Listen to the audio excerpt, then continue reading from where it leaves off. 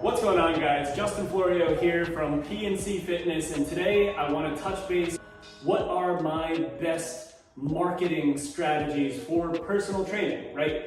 What are some of the best ways to get new people, new leads into your door or into the gym that you're working at? I have a list of 5 marketing tactics that I believe have worked the best for me, but my number one best marketing strategy is always going to be referrals. Asking if your current clients have someone that could possibly come in with them. During the holidays, a really good tip for a new trainer is make a coupon that you give to your current clients that you have and say, bring in a friend for free, a friend or a family member, because when you have someone who has been coming into your facility, they can talk about you and they're your biggest advocate. They're going to talk you up, and when someone's able to talk you up without you having to do anything, that automatically sells for you. So, and then if you can have a client bring a friend in and they can get an idea of what goes on, there have been many times where I've had a client who will bring someone in and then they venture off. You know, the one client, she travels to Florida, I'm here in New Jersey, and throughout the summer, she'll bring in a few friends. And those few friends will continue with me through the winter just because they enjoy working with me. So that's number one. It's always working off of a referral system. That's my number one marketing tactic. You don't have to do anything. Your clients do the talking for you. Number 2 would be in a good location where there's a lot of traffic. My situation, I am on a main highway where there's a lot of traffic that just goes back and forth, and within an hour time frame, I'm going to say we probably get close to 1,500 cars that go by. And on my big sign, I have easy PNC Fitness. So this way, when people are driving by, they always see that phone number. If people are driving by and there's no lights on and there's no action going on, people are most likely not going to be intrigued to call you because they're probably not busy, and that's not a good sign.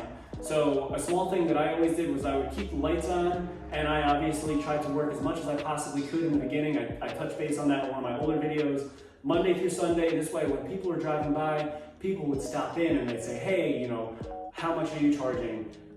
What is the deal here? What can we do? What can you do to help me get into better shape or reach my goals?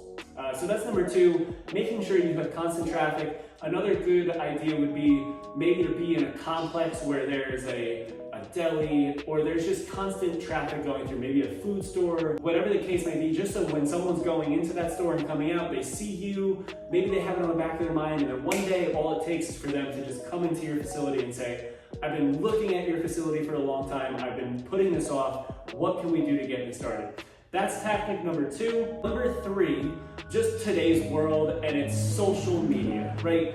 You have every social media possible in front of you, and it's so easy to advertise, and it's so funny to me because people 20 years ago would have loved this opportunity to be able to just put stuff out there. And every social media has its own tactic, right? Facebook and Instagram cannot be created equally because there are different populations on each.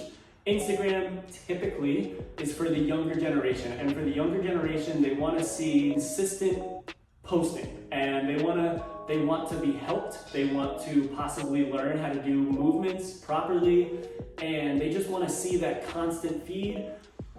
With Facebook, it's a little bit older. So if you're posting these crazy videos of you back squatting a lot or having clients back squat a lot, that might deter them. So with the 2, with Instagram, what I'll typically do is I'll post for the younger generation, and then with Facebook, I'll post more mobility and yoga and stretches and meditation, so that this way, the people who are watching it on that Facebook app are able to identify with that better, and then they're more likely to give you a call or message you about your services. There's also TikTok, which is going to go more in that Instagram category. And then you have your Twitter and your Threads, your X, formerly known as Twitter, and just all those things. You know, when it comes to social media, I think a lot of people are always trying to sell. They're trying to show, you know, I have X amount of deals here. You can come in and do 4 sessions for $250, whatever the case may be. But I am a firm believer that you shouldn't be trying to sell stuff on social media. You want to just put information out there so that you can help people And then if somebody wants help from you, then they have the access to reach out to you and you can go from that point. Number 4, another tactic, this is a little bit older school. You can do like an advertisement in a newspaper, or what I did when I first opened up, I made business cards, I made magnets. Magnets are awesome to give to your clients when they come into the door, or just people who walk in. So I have magnets over there on my defibrillator, and as someone walks into the door, what I say is just grab a magnet if you don't mind, especially if I'm working with someone, and they'll grab a magnet, they'll put it on their fridge, and now it's there, right? And everybody loves a magnet because you can use it to keep your kids' homework up, or it's just there, and it's every single time they open up that fridge, they're going to think about you, and maybe eventually they call, or maybe they have friends come over and they say, hey, who's this? And they give the whole gist of who that person is. So the magnets are kind of a lead off of that first one when it comes to referrals. But then number 4, when it comes to going into facilities. So when I first opened up my facility, I felt like I had a good client base, but I always wanted more. You want to try to branch off and create as big of a family tree as you possibly can. So what I would do is I would make flyers, make little cutoffs on the bottom, and you go into delis and you just delis, food stores, pizzerias, and you just put it up on a bulletin board. So this way people can just take your number and they know that you're there. Number 5 would be doing events, right? The last one, this is important because you're going to get to network with events. What I mean by events are, in my case, my town has a large event every October, and it is called Autumn Lights. And what you do is you set up a tent and you just offer your services and you testimonials and let them read about that stuff. Maybe if you have pictures of before and afters, have those things on your table, but don't try to force personal training down people's throats, because typically when you throw something down someone's throat, they're not going to want it, right? It's going to deter them from wanting to do the service. So when it comes to bigger events, maybe offer something. Everybody loves free stuff. When you're at the event, you can offer maybe a free pen, free koozies, free shirts, free notebooks, so this way they can write down their workouts. You can even offer like a free week of your online personal training, whatever the case may be, but always offer something to them so that they think that they're receiving something from you and maybe they want to come back to you. Those are my 5 marketing tactics that I think can help any personal trainer grow in this industry. Number 1, referrals.